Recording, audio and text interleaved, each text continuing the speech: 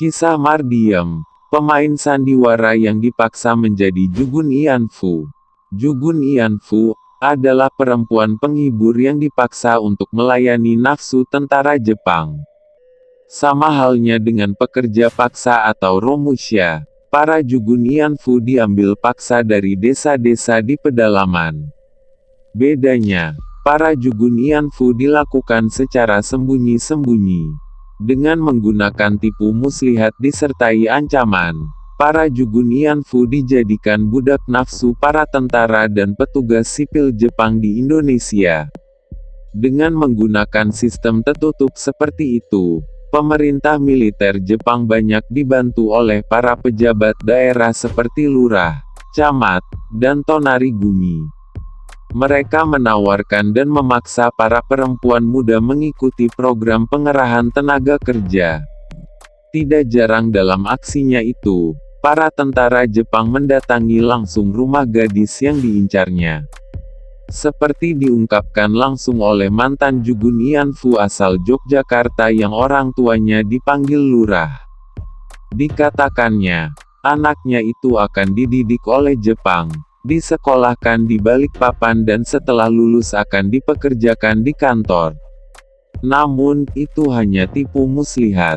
Anaknya yang masih berumur 15 tahun dijadikan Jugun Ianfu selama 6 bulan. Para perempuan yang menjadi Jugun Ianfu rata-rata berpendidikan rendah, bahkan tidak berpendidikan dan buta huruf. Perekrutan Jugun Ianfu juga dilakukan melalui jalur hiburan. Seperti yang dialami pemain sandiwara keliling dari grup Pancasurya Mardiam. Pada awalnya, Mardiam diiming-imingi untuk jadi penyanyi di Kalimantan. Tapi, sesampainya di sana dia malah dijadikan budak seks para tentara Jepang. Para Jugun Ianfu banyak berasal dari keluarga baik-baik dan berusia di bawah umur. Tapi ada juga yang telah bersuami dan memiliki anak.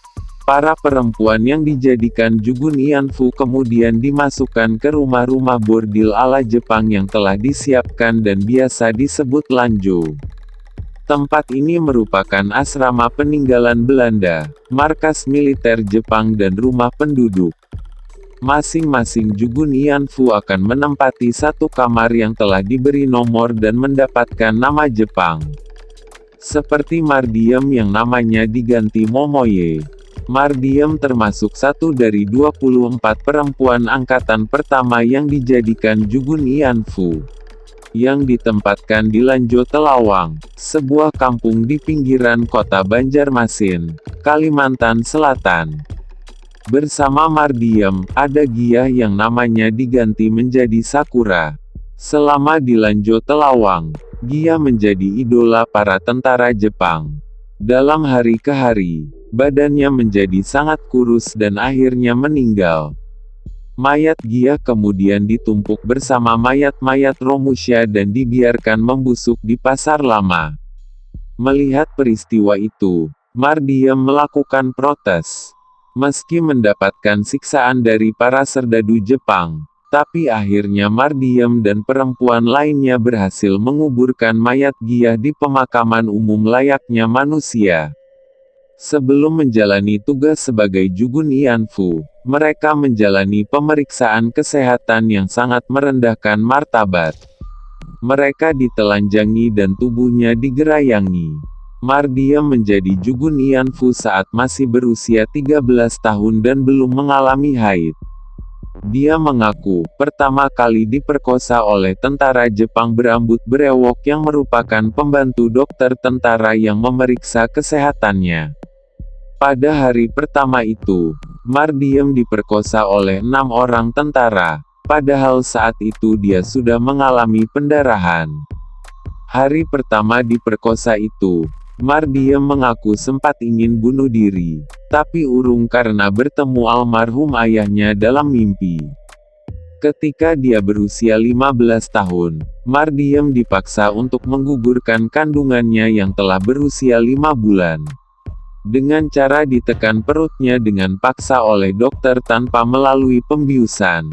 Mardiam sering mendapat penyiksaan hingga mengalami cacat fisik dan trauma.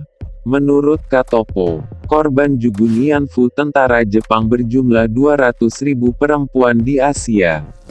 Sebanyak 10.000 di antaranya adalah para perempuan Indonesia.